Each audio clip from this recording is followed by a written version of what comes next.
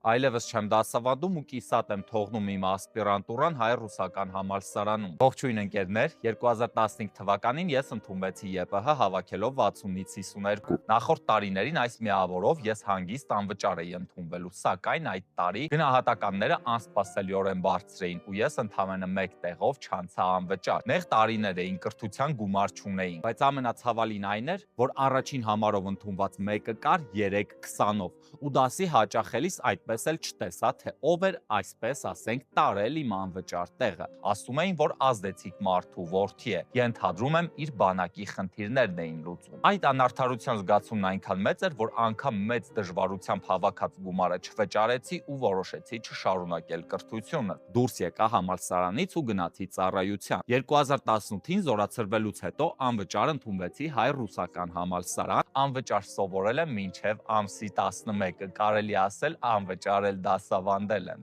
Ինչևէ, ես շատ շնորհակալ եմ իմ համալսարանին, իմ դասախոսներին ու առանձնապես իմ սիրելի ուսանողներին։ Ես կարող եմ հաստատապես պնդել, որ դասախոսությունն իմ տարերքն է։ Բայց երբ քաղաքականությունը վերևներից զանգերի տեսքով փորձում է մտնել իմ լսարան, ես կտրականապես մերժում եմ այդ միջամտությունը։ Ես թույլ չեմ տա, որ իմ գիտական ու ակադեմիական գործունեությունը դառնա լծակ իմ բերանը փակելու համար։ Ուստի ես որոշում եմ կայացրել ազատվել աշխատանքից եւ արդեն իմ սեփական նախաձեռնությամբ լքել եմ ասպիրանտուրան, որն այս տարի պետք է ավարտեի ու ստանայի գիտությունների թեկնածուի աստիճան։ Սա ինձ համար ծանր, բայց սկզբունքային ու կշռադատված որոշում է։ Եթե ես պիտի ընտրեմ ձեռնտու գործարքի ու իմ սկզբունքների միջև, ես միշտ ընտրում եմ իմ սկզբունքները։ Սիրելի ուսանողներ, սա թերևս իմ ամենակարևոր դասն է ձեզ համար։ Երբեք չվաճառել սկզբունքները հանուն կոմֆորտի, կռիվ տալ այն գաղափարի համար, որին դուք սրբորեն հավատում եք։ Ես այլևս ոչ դասախոս եմ, ոչ էլ ասպիրանտ։ Շուտով չեմ դառնալու գիտությունների թեկնածու, բայց մեր օրերում պարտված պատերազմի գլխավոր շտաբի պետը կրում է խիտ մեդալներ։ ԱԳՆ-ի երեխանով գիտությամբ է զբաղվել բանակից թռնելու համար, այժմ էլ չի զբաղվում գիտությամբ, կրում է ասպիրանտի կոչում։ Այս կեղծ ու ամբովանդակ ժամանակներում ես նախընտրում եմ լինել անանուն պարզաճակատ հաղթող,